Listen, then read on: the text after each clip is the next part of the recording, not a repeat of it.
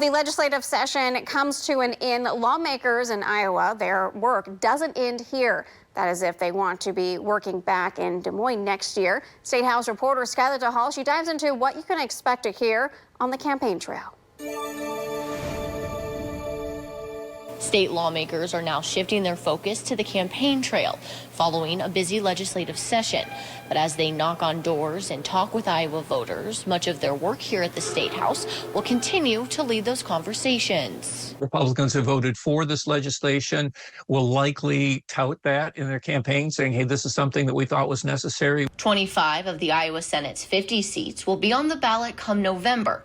Republicans like Senate President Amy Sinclair plan to highlight the GOP's education policies and efforts to give money back to taxpayers. We're going to talk about those tax cuts and about how we're empowering Iowans to keep more of their hard-earned dollars. They make better decisions with that money than we do. Voters in districts across the state will be picking their area reps, with all 100 seats in the Iowa House up for grabs. If it is a contested district, then the other side may be saying, hey, we went too far. The legislature went too far. You need to vote, a Democrat in, something of that nature. House Minority Leader Jennifer Confer says Democrats plan to remind voters of their people over politics agenda, highlighting plans to improve public education and child care access while criticizing GOP priorities past this session. We weren't the ones dismantling the AEAs. We weren't the ones taking away reproductive freedom. We heard from Iowans, so we introduced legislation that reflected their interests. And we'll be making that clear. Political science professor Tim Hagel says other candidates in less competitive districts may focus more on local issues in their community,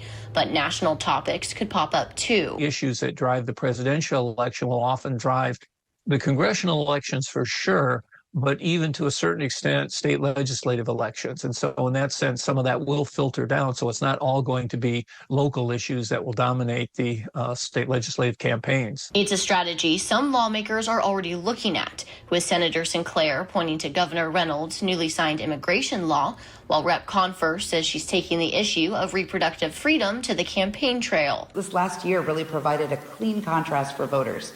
Who was listening to people and who was listening to special interests. We will be talking about all of those things we're doing to make Iowa the best place to live, to work, and to raise your family. At the Iowa Capitol, Skylar DeHall reporting.